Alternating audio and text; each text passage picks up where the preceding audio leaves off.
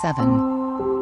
You aren't clear on your intentions about what you want, and that's because you're still trying to edit and enhance them to appease, impress, or elicit someone else's approval. In other words, you can't be honest about what you want because you aren't comfortable with the truth of who you are. So long as you are functioning from that mindset, you are filtering your life, and whether or not you see the love in it, through how well it fits the image. 8. You blame others because you don't realize that every relationship you have is with yourself. Love does not suck. People do not suck. You suck. Relationships are the ultimate teaching tools, the most intense healing opportunities, the most explosively beautiful chances for us to really see what is unresolved within us. You run into the same problems. You find the same faults, the same relationships, the same pain, because it is all in you. 9. Likewise, you do not realize that negative emotions are calls to heal, not to change or drown or ignore because you don't want to feel bad anymore. Our feelings are how we communicate with ourselves. Healing is essentially reopening to seeing good, to being hopeful, sustaining, and then creating more love. Our negative emotions are not signals of what other people are doing wrong. They are meant to show us how we are misnavigating, misunderstanding, or being controlled by past experiences and fear-based beliefs. 10. You don't know how to use your heart and mind in tandem, the heart as the map and the mind as the compass. We're given two opposing sets of commandments. Follow your heart regardless of logic, and don't do anything stupid and illogical when it comes to who you choose to share your life with. The reality is that so long as you are polarized in the utilization of the most important guiding tools you have, or worse, you don't realize you have them, you will be lost as hell. That's a technical term, by the way. A quick cheat sheet for you. The heart will tell you what, the mind will tell you how. Let them stay in their corners of expertise. 11. You have yet to honor the child inside you. If you want to know who you really are, imagine speaking to yourself as a child. What would you say and do to make them feel happy? That expression is reflective of what you really need to give yourself, and is very, very helpful for people who are seeking love. Because learning to love yourself is, as odd as it may sound, learning to honor, respect, love, and acknowledge the child in you, or in other words, your most essential self. 12. You want love to change your life. You want it to provide for you what you think you cannot give yourself. Stability, security, hope, happiness. So long as you function on this belief, you place love as being something that is outside of you, when the reality is that you cannot see, create, or experience on the outside what you are not already on the inside. Speaking of. 13. You don't realize that what you love most about others is what you love most about yourself. The more you are open to your own joy, the more you appreciate others. The more you are healed of your own anxiety, the less you have to cast blame and try to fight others into fixing you. Loving someone else comes down to being able to see what you appreciate about them, as it is similar to what you appreciate about yourself. 14. You not only think that somebody else is responsible for fixing you, but that there is something wrong with them if they don't. And so you want to change, fix, or condemn them for how they've wronged you. You want to blame them for not being good enough. You want to impose on them a whole lot of what you're really feeling about yourself. 15. You've forgotten kindness, when kindness is the fabric of love. I don't think there are people crueler to one another more than people who really, really love each other. They see so much of themselves in one another that they simply cannot stand it, and retaliate in all the same ways they are rejecting themselves. The foundation of a happy relationship and life, really, is unconditional kindness. It's synonymous with love, and maybe even more effective, because it shows you the action as opposed to the feeling or expectation.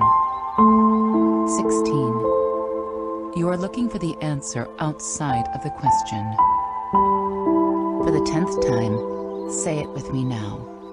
The love you really want is your own. What you're seeking in someone else is what you aren't giving to yourself. What angers you is what you aren't accepting and healing. What gives you joy and hope is what you already have within you.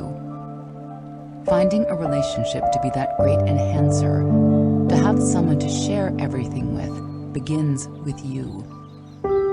It's as though we were taught to love ourselves first, without ever being told that loving yourself is giving yourself what you want someone else to. 49. How to actually change your life this year. People want to change their lives. They want to change their relationships, their bodies, their income, their brokerage accounts, their statuses, their homes.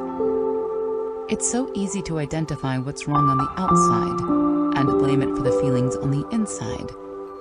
Never is this so painfully clear as when the calendars reset and we think we're offered a fresh slate and blank page. It's easy to think a different year is a different life away, but we carry ourselves and our baggage and our energies and our hang-ups and insecurities and hopes and mindsets into that glimmering, hopeful, fresh start, blank page, new life. Our resolutions don't stick because you can't change the outside and expect a different inside. People want to change their lives. They want to change other people's lives too. They want to change the injustices they see. They want to change the whole damn world. But they do not want to change themselves. Not their image, not their appearance, not their worldly success. Themselves, which is, as it turns out, the one thing they can change. The one thing that must change first.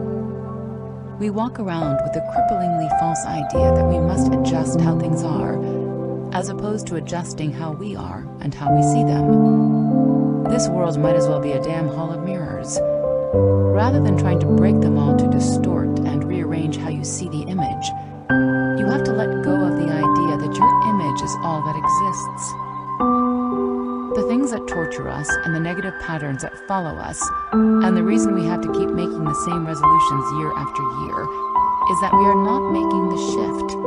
We are trying to shift other things. And the most hilariously, wonderfully, sadly unknown part of this is that when you do so, you end up with what you set out to achieve in the first place.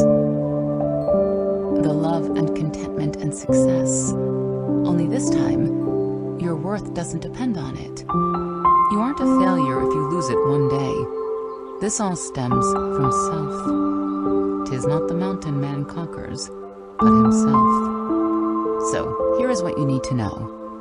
Whenever there is a problem in your life, there is a problem with how you are thinking, reacting, or responding. Whatever you feel you are not receiving is a direct reflection of what you are not giving. Whatever you are angered by is what you aren't willing to see in yourself. So where you feel you are lacking, you must give.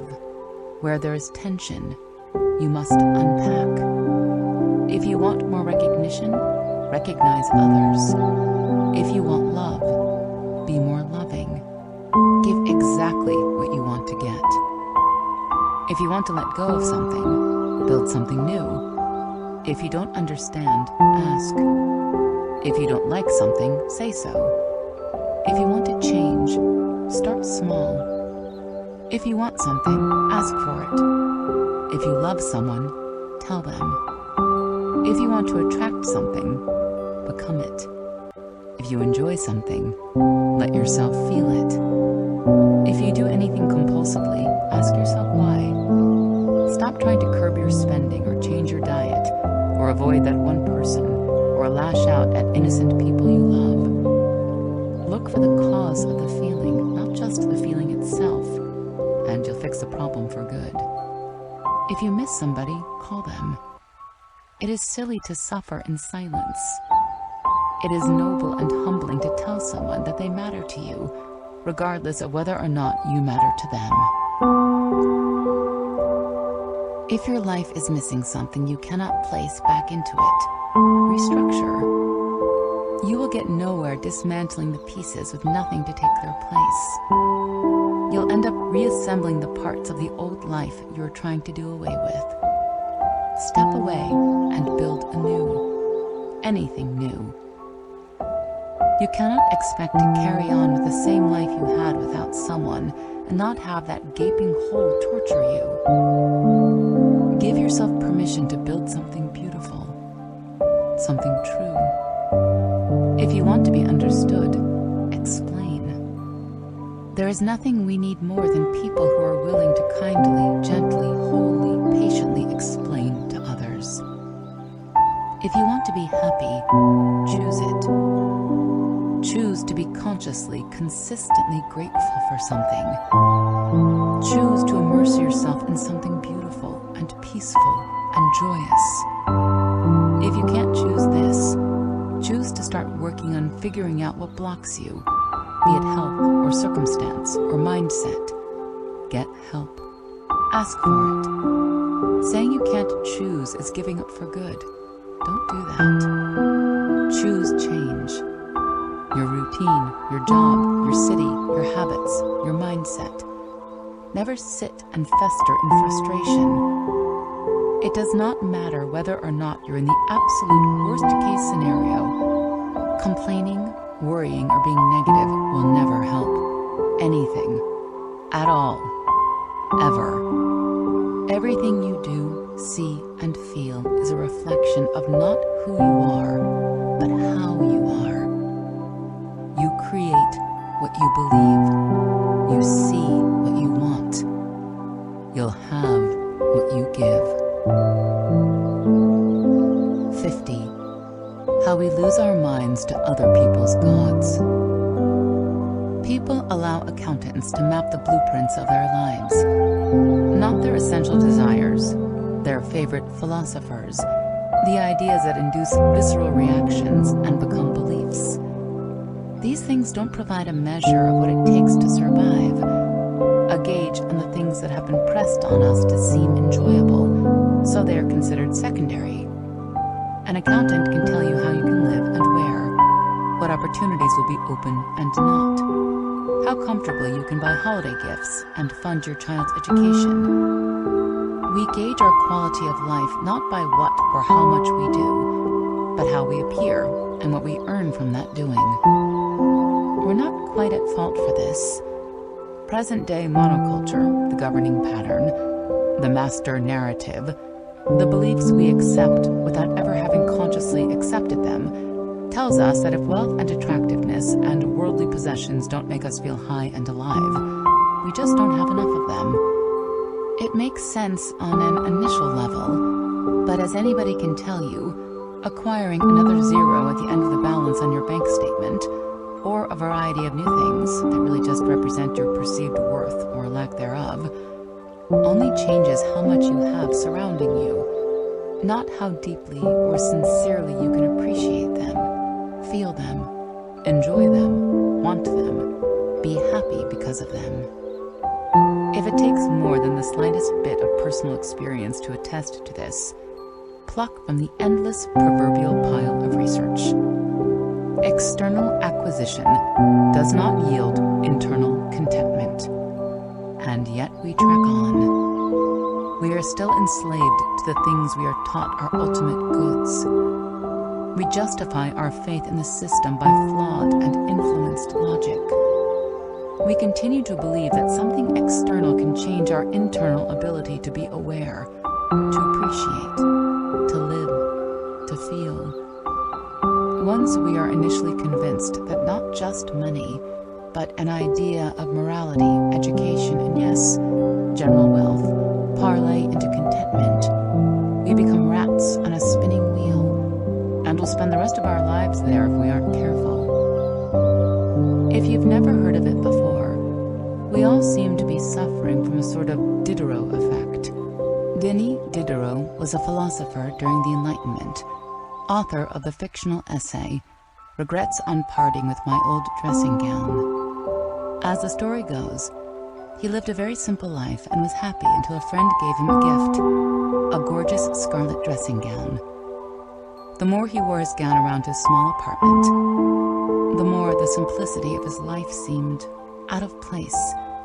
He then desired new furnishings, as one with a dressing gown as beautiful as his shouldn't be living in a lowly home. He then wanted to replace his other clothes, his wall hangings, and so on. He wound up in debt and toiling his life away trying to maintain the glamour of his surroundings, an elusive, endless task. Because modern daily life keeps us consistently dipping our toes and dousing our senses in ads and success stories that are born of luxury and married to materialism, it is almost impossible to take a step back and see the system objectively. So most don't. I don't know about you, but I have never seen a god so worshipped and adored as a dollar bill. Never so much faith put into systems designed to maintain power and serve the ego. The most insidiously effective governors are the ones that do not tell you they are controlling you, and they are the ones you have programmed your need to keep running on the wheel, staring at the illusory screen, thinking you're heading to that end goal. Behind the cage, what you cannot see is that the wheel you are running on endlessly powers their monopoly. And because of this predisposed collective mindset that is very evidently not serving us, we believe in a variety of goods. Be educated, be a good person, have money, be attractive, work out, have a great job, buy a house, and onward. It ignites the interest of our senses, our base instincts, our egoic selves. But how often do we question the good that has been imposed on us? How often do we really stop and question how much faith we have in a system that has us convinced our natural state, our simple lives, our inner joys are not good enough? The next time you make a choice because you are trying to be a good person, I implore you to consider that those who commit suicide terrorism believe they are being good people, martyrs for their God. The next time you equate a degree to an education, consider the state of really any aspect of our society. We are absolutely starved for knowledge, and yet the premium on education these days seems to be limitless. There is no amount of debt, disinterest, or complete disregard for actual learning that will stand in the way of people getting degrees and believing their education is complete for their lifetime. I often look around at older people and wonder how we've confused respecting your elders with allowing them to believe it's okay to stop learning after age 23 and let them sit and fester in the prejudices of the generation in which they were raised. So we're handing out empty degrees like candy, degrees that promise success at a steep, suffocating cost, and placating bias and prejudice with a laugh and sigh, because that's what we're instructed is right. I'm not saying there's no value in education. I'm saying it's the only thing of real value, and we're falling cripplingly short of actually giving that to the masses. I dream of a day that college grads leave school not believing that their education is only the leg power to latch themselves on a corporate treadmill for the better parts of their lives, but rather something that has given them the context, the history, the perspective, and the opportunity to learn what makes them tick and flow, how to question everything and discuss anything objectively, to choose the life they want, not adhere to the life that was chosen for them. Neither Hobbes, nor Plato, nor Spinoza, nor Hume, nor Locke, nor Nietzsche, nor Jobs, nor Wintour, nor Descartes, nor Beethoven, nor Zuckerberg, nor Lincoln, nor Rockefeller, nor Edison, nor Disney, nor countless other game-changing, culture-shifting, brilliant-minded individuals were academics. The pattern is enough of a trend to make you wonder whether or not a component of their exceptional success was that they were never conditioned to believe one thing was good. Their ideas were never edited or tailored to the liking of someone else's. They never had to quell their real opinions in lieu of a grade, and they never compiled other people's ideas for years and called it research. In Plato's The Republic, he tells an oft-cited allegory of men chained together in a cave, with their backs to a flame, believing that the masterfully crafted shadows that those behind them were holding up were reality. Seeing that light, metaphorically or not, is the truest education, mostly because we need not lay eyes on it to understand it. We need only piece together the illusions we perceive to make sense of what is behind us. And really, at the end of the day, it is not our own illusions that are dangerous, it's other people's.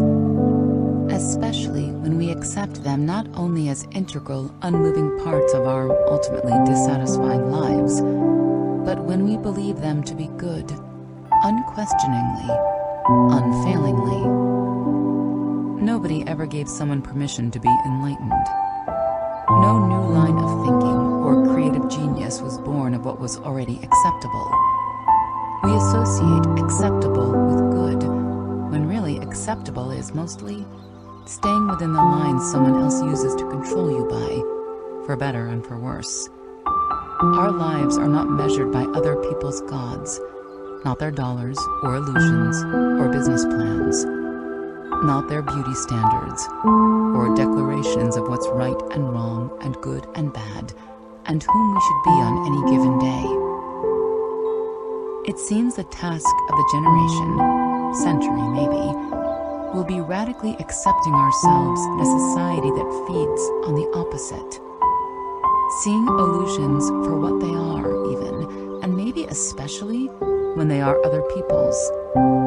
Making kindness cool and humility humor. Forgiving the way things are, knowing the only way to reinvent anything is not to destroy what's present, but to create a new, more efficient model, one that renders the other obsolete. 51. How you fall out of love with the idea of someone. There are two ways things turn out. You lose a thing. You replace it with something else. It's better than what you lost. You're happy. You lose a thing. It doesn't disappear when it's replaced. Not having it becomes as much of a presence as having it was. You're told that things you can't forget about are meant to be in your mind. The simple aftermath of having loved somebody so deeply. You hold on to a someone and someday that was supposed to be yours. We are told to believe that not being able to let go of the things we lose does nothing but prove how much we love them in the first place. And I don't think this is true. Living with a ghost, crafting an idea that you need to hold on to fill a space or insecurity with, is using the idea of someone to fix something about yourself. We love heartbreak, and we love putting it on ourselves. We're more nostalgic for things that never happened than we are grateful and present in the things that are. We start missing things we never had, that we just created in our minds in this false, ultra-reality. The things that are easily replaced are usually the ones that you haven't attached existential meaning to. That is to say, they're the things you don't rely on to give you a sense of self. The things that don't leave your head are not the ones that show you what's meant to be. They're the things that show you what you're still not okay with on your own. You know what unconditional love is? Unconditional love is loving someone even if they don't unconditionally love you in return. That's affection without pretense. That's what we claim we're after, and yet we can barely grasp the idea. Most people we enjoy because they're contact highs. The idea of types and standards are proof that we're just looking for somebody to play a role. Heartbreak is the aftermath of when somebody steps out of the very specific notion you had of them. Suddenly, they're not doing what you think they should be doing, and so they are wrong. The inability to detach is holding on to the fact that the package looked so perfect. The pieces seem to fit, and yet, but still. Being in love with somebody that you only used to know is like falling in love with a book, which sounds like a dumb example, but people really do fall in love with them. The point is, you can love it all you want, but it's a story that runs parallel to yours. At the end of the day, it's static. It's memory. It's a sentence and you can't change it. It ends how it ends. It says what it says. A friend once told me that the secret to finding love was not to actually look for it, but to heal the things that were preventing you from seeing and receiving it. I think the biggest one of all is, what will having this love fix? What will having this person next to me make me feel better about? What do I need them to tell me? What do I need them to prove? Who do I need them to look great in front of? What purpose do they serve for my ego? This is true of many things, not just of love. We confuse genuine affection and real love with the light, happy, free feeling we experience for a few seconds, days, months, when we have fed our egos. That's why it doesn't last. That's why we hold on to ideas of things that were and things we need to be. The idea of someone saves something about ourselves. And the more we hold on to those fragments of a person, those soundbite dreams that distract us from the moment, we end up with a few distilled memories that we've turned into life-sustaining hopes. And we piece it all together and place it on the shoulders of the person who we thought loved us enough to make us love ourselves. And if you're not careful, that person will become a part of you. They will become the good part, the whole part, the love of your life. 52. Why we subconsciously love to create problems for ourselves. I think most people could objectively look at their lives and see how frequently the problems they had were of their own making, their suffering self-inflicted. We absolutely love to make problems for ourselves, and we do it all the time. We worry needlessly. We choose immobility. We resist acceptance. We externalize our power. We surrender our ability to choose, when really it's up to us to decide how we react, when we change, what we entertain our minds with. It's yet another symptom of our own masochism to say that we don't have a choice in the matter. And we do it because we love it. There's something fun in making problems for ourselves. There's something we keep returning to, whether it be because we feel we deserve it, that it gives our lives a meaning, that it gives us human credibility for having been through something, anything. We want to create our own problems. Because when we are the ones who make them, we are the ones who can overcome them. It seems we almost stage accomplishments in our minds. We subconsciously know that we're going to get through it, but we choose to entertain the suffering, only to feel that sense of, I've done something. I've proven my own strength. We make things difficult, so they seem warranted of feeling good when they aren't anymore. The more we suffer, the more something is worthwhile. We craft our victories subconsciously. We know there's no point in fretting or worrying about anything. If something can be solved, solve it. If it cannot, worrying and fretting will not suddenly change that. In either scenario, it is pointless, needless noise. But the point is that we like worrying and fretting. If we didn't like it so much, we probably wouldn't do it incessantly. It feeds some human part of us that modernization has robbed us of. What are we surviving? What is the point? Why? Well, because when everything has an answer, what is there to do? If everything has a solution, what is there to consider, or work toward, or feel excited about accomplishing? Or rather, really, why do we need to work towards something? Why do we need to feel excited about accomplishments, rather than what we already have?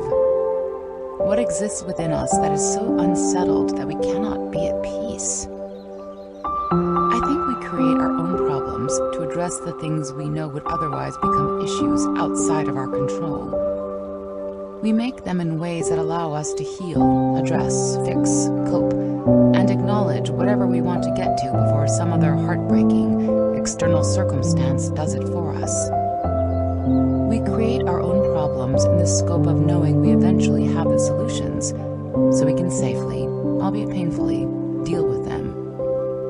So really, it's not a matter of not making issues for ourselves, but being aware enough to understand what they are, and that we're asking ourselves to heal them. 53. Why does a soul want a body?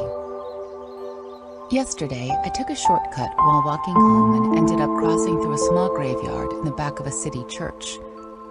I stopped and I looked at the names and the dates and the veterans and the 3-year-olds and loving wives and fathers and sisters and husbands, the immortalized bits of what their lives were summed up to be, and I thought to myself, why would a soul want a body? What can a body do that a soul can't? Why would it want an impermanent, gross, heavy, hurting thing? I was standing in front of a husband and wife that died in the late 1800s. I looked at their final resting places, a few inches away from one another, and realized a soul can't touch. Assuming the idea that a soul is an energy field, that our spirits do indeed exceed the speck of life our bodies provide in the span of infinity, a soul can't touch. It can't see the light. It is the light. It doesn't know the need for human skin. It can't run its fingers over someone else's hand and neck and back, and it can't feel crippling desire and ecstatic passion. Those are symptoms of a madness we call love, but it's human love. It's often shallow and wild and manic, and the equivalent of smoking crack cocaine. It melts into an appreciation of something deeper, or it burns brightly and then it goes out. Souls can't experience a beginning or an end, nor an array and spectrum of emotions. They can't be surprised because they were never confused or unknowing. They don't know physical emotional warmth, or what it's like to hold and kiss a new baby on the forehead, or the jolt you get in your chest when you smell the person you love.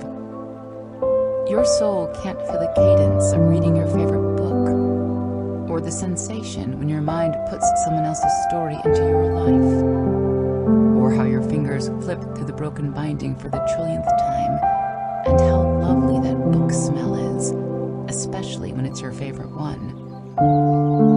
It doesn't know that crisp and comforting coolness of fall, or the heat of the sun on your back in the summer. It doesn't know that deep feeling you get when you spread your fingers out and run your hand through water. It can't wear your favorite t-shirt, or eat cookie dough, or sweat, or breathe, or cry, or dance. It doesn't know the lifetime comfort of your mother, or your lover wrapping their arm around you matter-of-factly. A body is responsible for the most amazing part of anything, physically finding or creating. Once we have something, we don't want it anymore. What we really want is to make and fight and become. A soul doesn't have to pay the bills or go food shopping or cook dinner or schedule a checkup or do the dishes or make plans for Friday to keep up with a relationship. It doesn't have to take hot baths to relax or organize the house or run errands or take walks to think. A body can learn. A body can feel the magic of realization. It can piece the pieces together and understand. It can get lost so it can be found. It can suffer so it can heal. What if the series of rote tasks we want our lives to be better than aren't better than us at all? What if they're what we're scheduled to do? What if there is no greater meaning than just simply doing them? What if what we feel in those little moments we want to escape and place in the context of a greater meaning is the meaning itself? If healing is just acknowledging pain, then maybe living is just acknowledging life. There are so many anxieties and frustrations and terrible things that cease instantly when we just say them out loud. The point of learning to grieve and mourn and be present is only so we can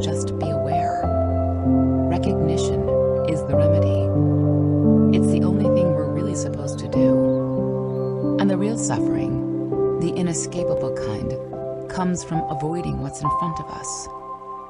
It follows and haunts us until we acknowledge it and are okay with it, even if it doesn't make us happy, even if we're anything but. A soul wants a body so it can experience things, and that body will fight itself until it makes itself aware, until it does what it was programmed to do, until it takes what it needs to take and feels what it wants to feel, no matter how dark that seems. We're not supposed to be better than our humanness. Doing so is overlooking the point of the body in the first place. We can choose happiness, but we choose the full spectrum of experience instead. Maybe instead of believing things are linear and the road only goes upward and toward happiness, we allow ourselves what we choose. We pay bills and do dishes and cook dinner and wonder why. Maybe there's no point to feeling other than to feel it. Maybe it just persists because we pretend there is. 54. The importance of stillness. Why it's imperative to make time to do nothing. We're conditioned to associate stillness with inactivity and inactivity with failure. We're trained to be overworked and to believe that if at any point we aren't doing something that contributes to our goals, we're not doing anything.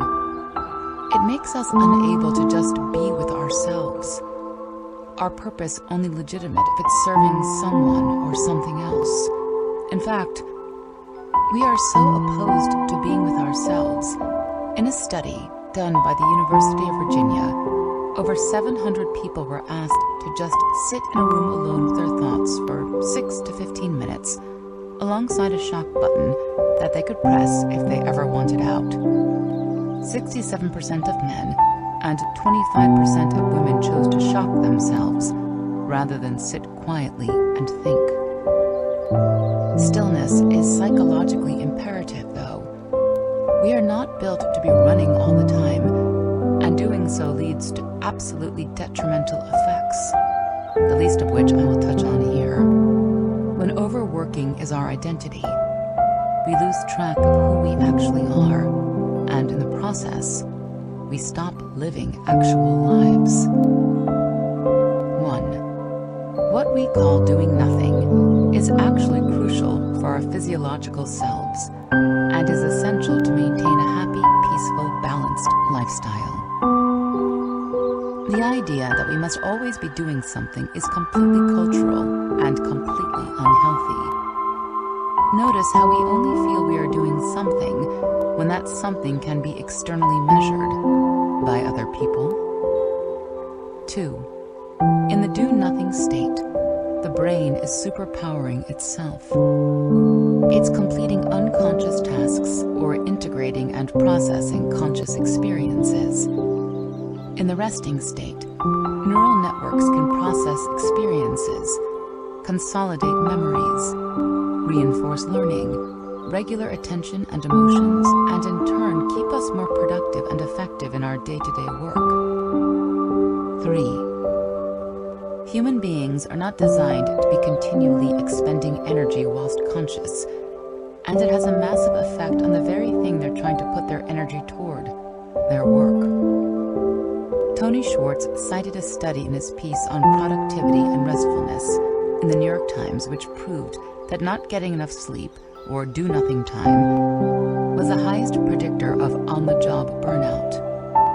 Another Harvard study he cited estimated that sleep deprivation costs American companies $63.2 billion a year in lost productivity. 4. When you do not sit and allow yourself to reflect, reconcile, and acknowledge what you feel, you actively give said feelings more power. Stephanie Brown argues, there's this widespread belief that thinking and feeling will only slow you down and get in your way, but it's the opposite. Most psychotherapists would contend that suppressing negative feelings only gives them more power, leading to intrusive thoughts, which can prompt people to be even busier to avoid them. 5. thrives in stillness and nothingness. Creativity is fostered in the state of stepping away from the project, task, or issue at hand and distracting oneself with other day-to-day tasks. Countless studies show that people who are deeply creative on a consistent basis, who develop the most innovative and unique ideas, are the ones who free themselves from structure and allow their minds to wander, rather than focus on various tasks at hand.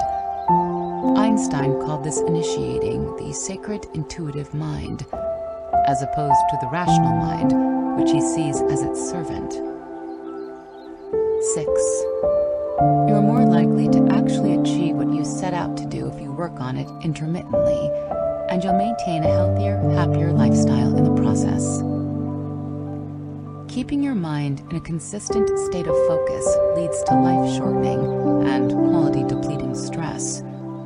And while you're in the process of neglecting the things that also matter, your health, your family, your state of mind, you are more likely to reach your saturation point and simply give up on what you were devoting all of your time and energy to in the first place. 7. It helps you become more mindful, more aware of the present moment.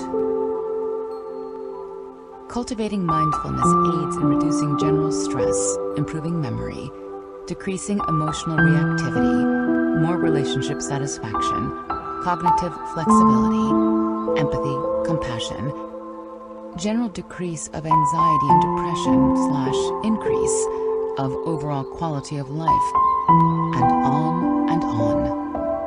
8. It's not taking a break or time away from what you're actually supposed to be doing. It's what human beings are designed for. Tom Crider argues, idleness is not just a vacation, an indulgence, or a vice. It is as indispensable to the brain as vitamin D is to the body, and deprived of it we suffer a mental affliction as disfiguring as rickets. The space and quiet that idleness provides is a necessary condition for standing back from life and seeing it whole, for making unexpected connections and waiting for the wild summer lightning strikes of inspiration. It is, paradoxically, necessary to getting any work done. 55. Why you're struggling in your relationships based on your attachment style.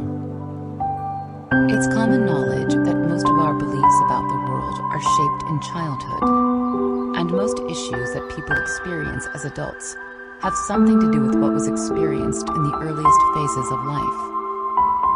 Never is this more true than with romantic relationships. They are, after all, extensions of the bonds we build and things we come to understand about men, women, and how they interact through our parents. Many people spend their lives recreating their first familiar relationships, often to their own detriment. Here, the 4 types of attachment styles children develop, and how understanding your own can help you stop struggling so much in your relationships now. Secure. If you are someone who attaches securely, one or both of your parents were completely attuned to your needs during early childhood. You learned to trust people and objectively struggle the least with relationships, as you don't over-respond to the idea of being rejected or dismissed. You just don't fear it as much. However, if you are struggling in your relationships, it's likely because of your complacency. You're willing to stay in the wrong relationships for too long because they're good enough. But at the same time, you're more hesitant to commit to the right relationships when they come along because there's more risk involved. You are comfortable and prefer to stay that way, possibly at the detriment of your heart's true desires. What you need to do is open up to the reality that love is scary, especially the kind of love that's worthwhile. Take your time, but don't choose the easy way out. Avoidant. If you are someone with avoidant attachment, you were likely the child of parents who were emotionally unavailable and insensitive to your genuine needs. You became a little adult at a young age, avoided and still avoid expressing true pain or especially to parents/caretakers, and highly value your independence, almost to a fault. You are self-contained and most comfortable alone. Your parents likely punished you for feeling anything other than happy, or at least shamed you for crying or expressing your feelings in any way that wasn't convenient for them. This likely has led to intimacy issues, as you struggle to be your whole self around someone else. If you're struggling in your relationships, it's because you've grown to associate imperfections with dismissal. You think that opening up completely and genuinely will inevitably lead to you being unloved or rejected, because you learned at a young age that expressing genuine feelings could be dangerous. You're probably overly accepting of other people's flaws, but absolutely cannot tolerate any of your own. What you need to do is practice opening up to other people in a genuine way. Start with friends maybe, and see that you won't be disowned for being who you are. Once you develop a more trusting attitude with others, it will become easier and easier to be intimate. Anxious. If you've developed an anxious attachment, it's because your parents were inconsistently attuned to your needs. At times you were nurtured and loved, but at others, they were overly intrusive and insensitive. You likely struggle with indecisiveness and fear of the unknown, as you never know what kind of treatment to expect from people. You have a hard time trusting others, but at the same time are easily overly attached and clingy, even just to the idea of a person. This is because you are afraid of anything you haven't grown to know as safe, and want to hang on to people rather than face your fear of the unknown. If you're struggling in your relationships, it's because you are spending too much time mind-reading, assuming, projecting, predicting, and anticipating outcomes in an effort to shield yourself from pain, or because you refuse to let go out of fear that you'll never find anybody else.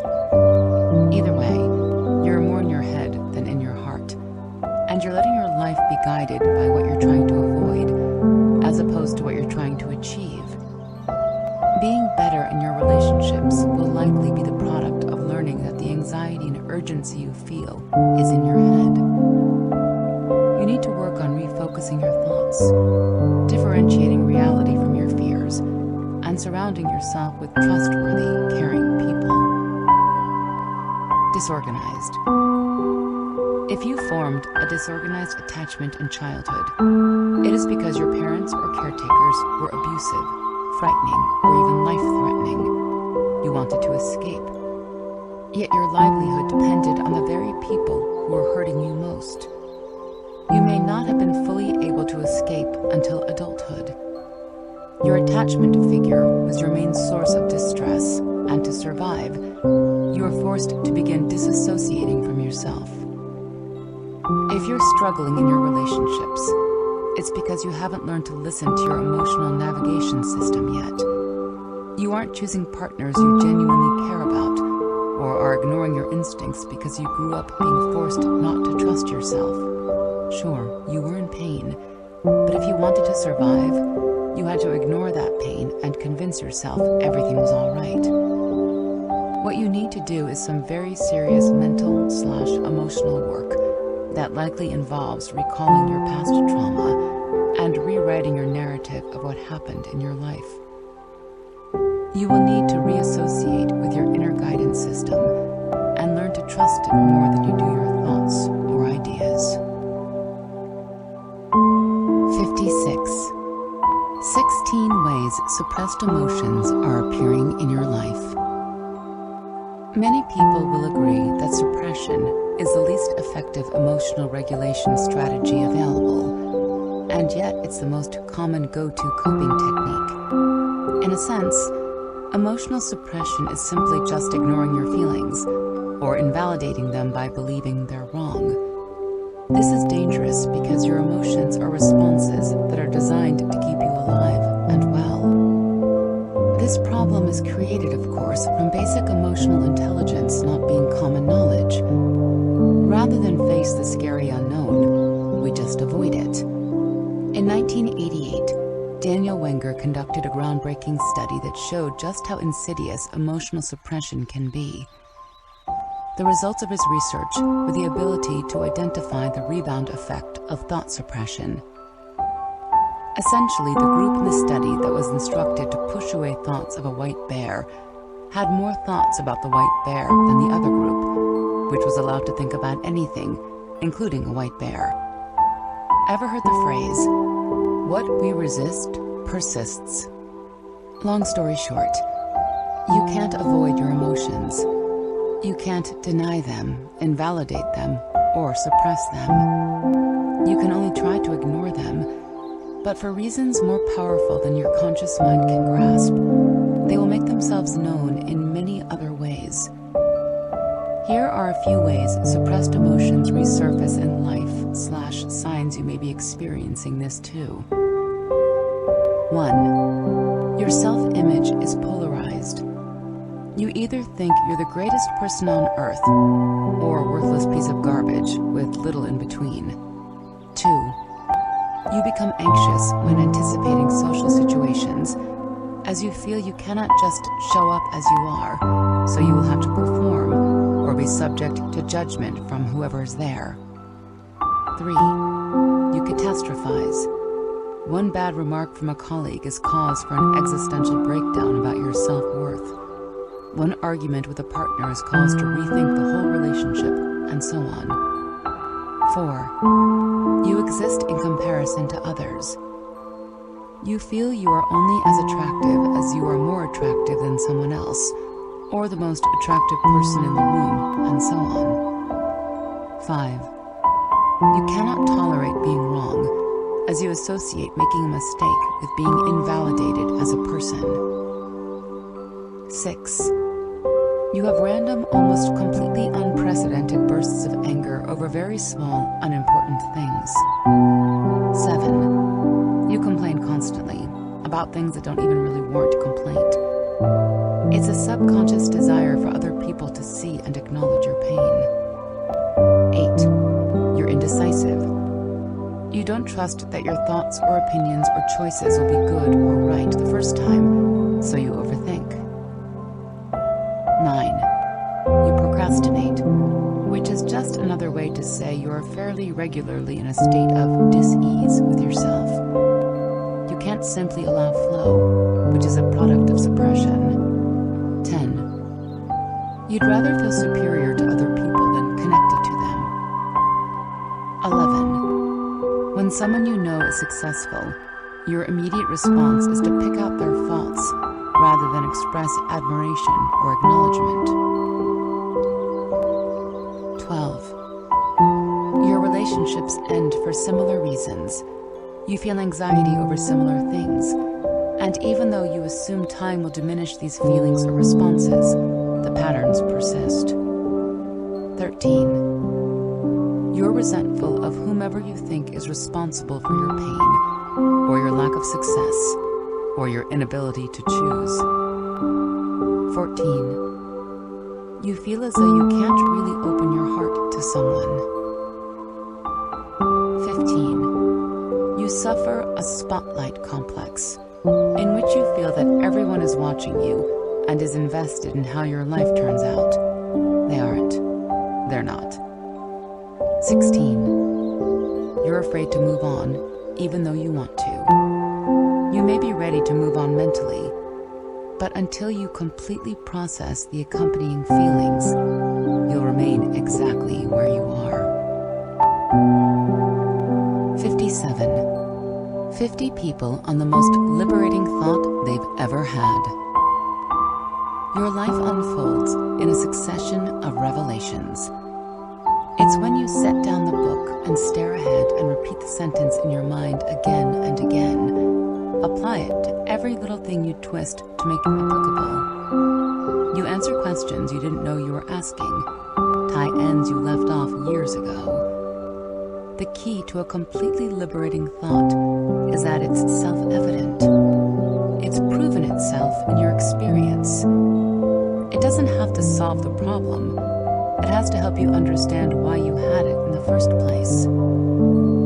Every conscious thought you have either circles you back into the mental cycle you're in, or it liberates you from it. Some cycles are healthy, some are not. Some you want to maintain, some you don't. Some you want to change and you know you want to change them. Some you want to change and you don't know you want to change them.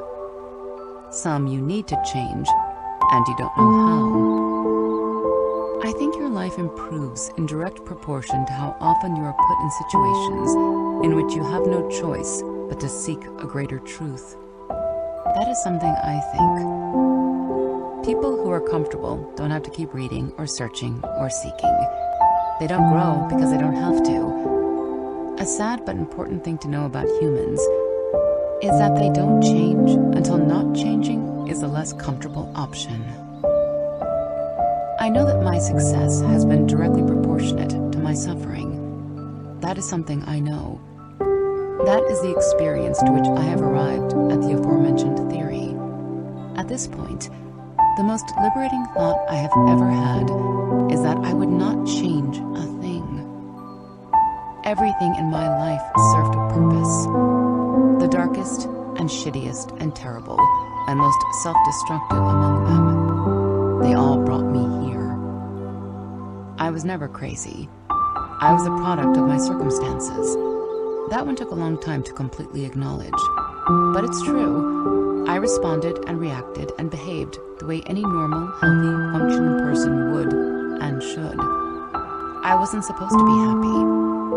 Had I responded well or complacently, I wouldn't have ended up where I was headed. I would have lived the life other people imposed on me. I would have actually constituted for being mentally ill.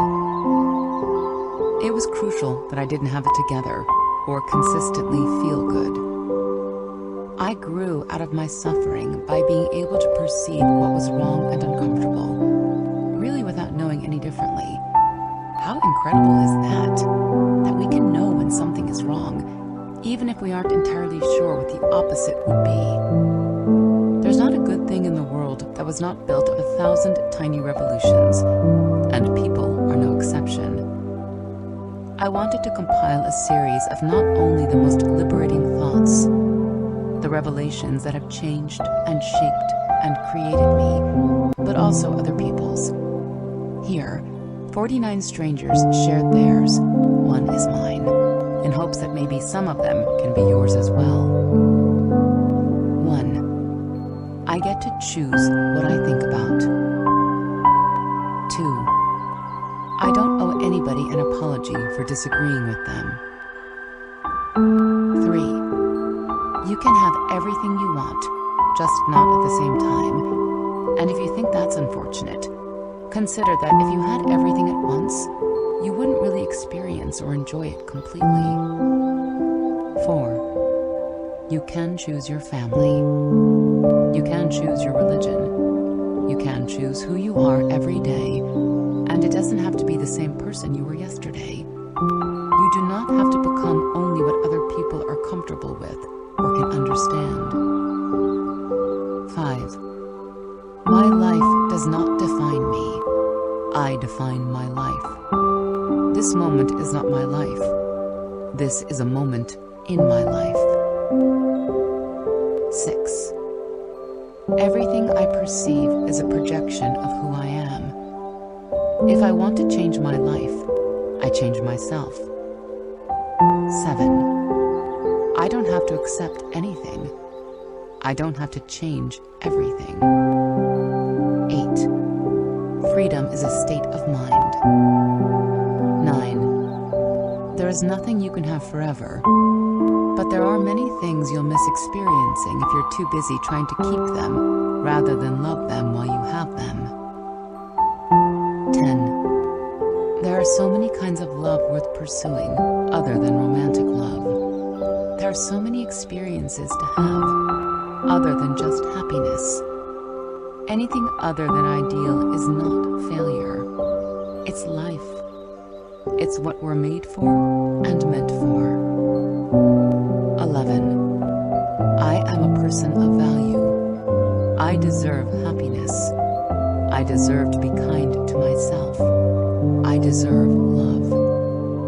12. I will get over what I am struggling with in the very same way I got over the other things I thought I never could.